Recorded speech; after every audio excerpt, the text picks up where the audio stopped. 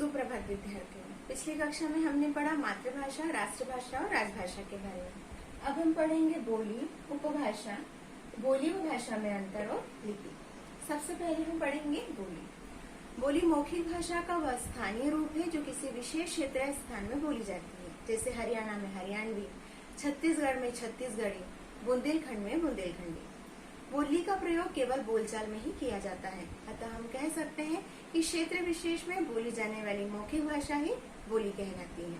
क्षेत्र विशेष मतलब ये विशेष क्षेत्र में ही बोली जाती है, जैसे कि छत्तीसगढ़ में छत्तीसगढ़ी, ये सिर्फ छत्तीसगढ़ में ही बोली जाती है छत्तीसगढ़ी, ठीक है, हरियाणा में नहीं बोली जाएगी। इसलिए किसी क्षेत्र विशेष में बोली जाने वाली भाषा ही बोली कहलाती है। अब होता है उपभाषा। जब बोली का क्षेत्र बढ़ जाता है और उसमें साहित्य की रचना की जाती है। साहित्य की रचना मतलब बोली में कविता, कहानी जब लिखी जाए तो वो साहित्य कहलाता है, ठीक है। तो जब बोली में साहित्य की रचना होने लगती है, कहानी, कविता आदि की रचना होने लगती है, तब बोली का रूप बदल कर क्या बन जाता है, उपभाषा, ठीक है। जैसे कि ब्रज भाषा में साहित्य उपलब्ध है, ठीक है, अवधि में साहित्य उपलब्ध है, तो ये ब्रज भाषा, अवधि पहले भाषा ना होकर बोली थी, लेकिन ब्रज भाषा, अवधि भाषा इनमें साहित्य मिलने लगा, इसलिए ब्रज बोली, अवधि बोली, बोली से बदलकर उपभाषा में बदल गई। अब हम जानेंगे बोली व भाषा में अंतर, ठीक है। पहले हम इसको वापस से समझ लेंगे। बोली मतलब किसी क्षेत्र विशेष में बोली जाने वाली भाषा बोली। उपभाषा मतलब उस बोली में जब साहित्य की रचना होने लगे, कविता, कहानियों की रचना होने लगे, तो वो बोली से बदलकर उपभाषा का रूप अपना लेती है, ठीक है।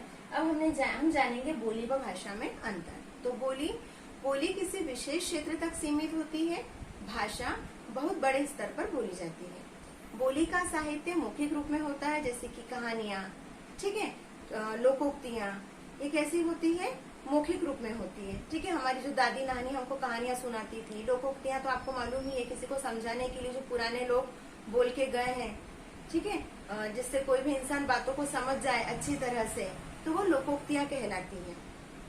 तो जब कहानियां, लोकोक्तियां जो हमको मिलती है दादी नानी के मुंह से कही हुई, किसी किताबों में नहीं मिलती है, ठीक है, मौखिक रूप में ही होती है।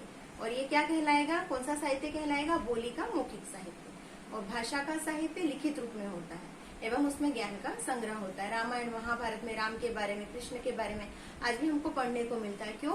क्योंकि वो लिखित रूप में है, ठीक है। तो बोली और भाषा में अंतर को हम वापस से समझेंगे। बोली किसी विशेष क्षेत्र तक सीमित रहती है, जबकि भाषा बहुत बड़े स्तर पर बोली जाती है। बोली का साहित्य मौखिक होता है, जबकि भाषा का साहित्य लिखित होता है। अब हम जानेंगे लिपि के बारे में। तो भाषा बोलते समय जो शब्द हमारे मुख से निकलते हैं, उनकी ध्वनियों को लिखने के लिए कुछ चिन्ह निर्धारित होते हैं, इन्हें ही लिपि कहते हैं। अर्थात भाषा के लिखने के ढंग या विधि को लिपि कहते हैं। प्रत्येक भाषा के लिखने की व्यवस्था या लिपि अलग अलग होती है। जैसे हिंदी जिस रूप में लिखी जाती है, अंग्रेजी वैसी नहीं लिखी जाती। हिंदी की लिपि देवनागरी है तो अंग्रेजी की रोमन। उसी तरह मराठी, संस्कृत ये सब देवनागरी लिपि में लिखी जाती है, ठीक है। तो आज हमने समझा बोली, उपभाषा, बोली और भाषा में अंतर और लिपि। आपका गृहपाठ है, बोली की परिभाषा लिखिए, बोली और भाषा में अंतर बताइए, लिपि से क्या तात्पर्य है, और बोली उपभाषा कब बन जाती है। आपको मैंने बताया ही सही है कि बोली उपभाषा कब बनती है, जब उसमें साहित्य की रचना होने लगती है, ठीक है। तो ये क्वेश्चन आपको लिखना है, बोली उपभाषा